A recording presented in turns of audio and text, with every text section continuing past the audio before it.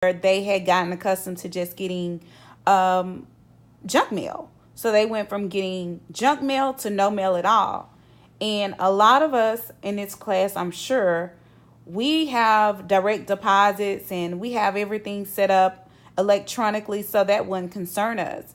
But the residents that I heard from, and we had statements from, were saying that they were missing their Social Security checks and supplement checks. And so they relied on the U.S. Postal Service to do their job. And this wasn't happening. So that's why we had to get the Congresswoman's office involved. One of her staff is called, and they took all of our information and really wanted to know what they could do that could impact social change and impact policies to ensure that this never happened again. I have a quote here from Eddie Bernice Johnson, and this can be found via the Wide Wide Web, but there are still traces of discriminations against race and gender, but it's a lot different than when I started out. It just comes quietly, slowly, sometimes so quietly that you don't realize it until you start looking back.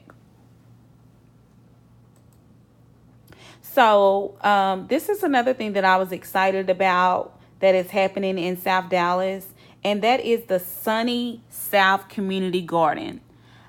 If you did not know, South Dallas is doing a great job in supporting urban agriculture and centers to prepare fresh food.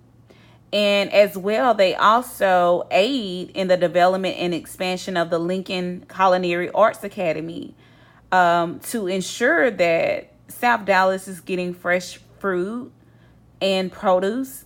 And these photos are actually live photos from Sunny South Community Garden, where the sun always shines, and as well as the culinary program that is done in conjunction with Lincoln High School, which is also one of the high schools there in South Dallas.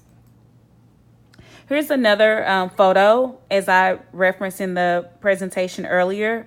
South Dallas Fair Park is located south of downtown and within the Lincoln and Madison High Schools. And this photo right here is also another live photo that I was able to capture of the Madison High School football team doing some cleanup in the community. And these are images that I would have never had an opportunity to capture if it wasn't for my service learning opportunity there in South Dallas, and you know, the work that they're doing as students to ensure that the community that they live in is cared for and that trash is picked up was really remarkable to see. Here's another photo I was able to capture during a meeting with my organization, where they brought in the police and they captured a variety of issues that they felt needed to be done in order to address community improvement and engagement.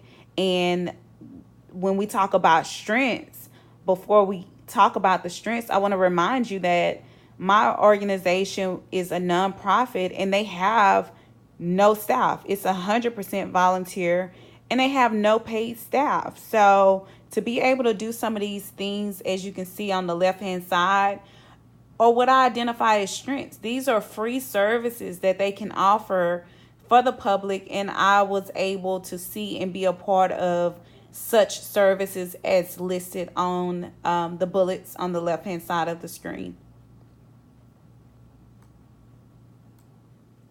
So some of the weaknesses that I was able to see, and I keep acknowledging the fact that they have no paid staff, because I'm so amazed at what they are able to do just based on the faithful few that are dedicated to ensuring that South Dallas is revitalized.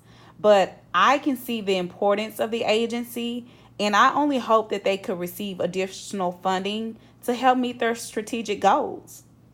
South Dallas is a huge and important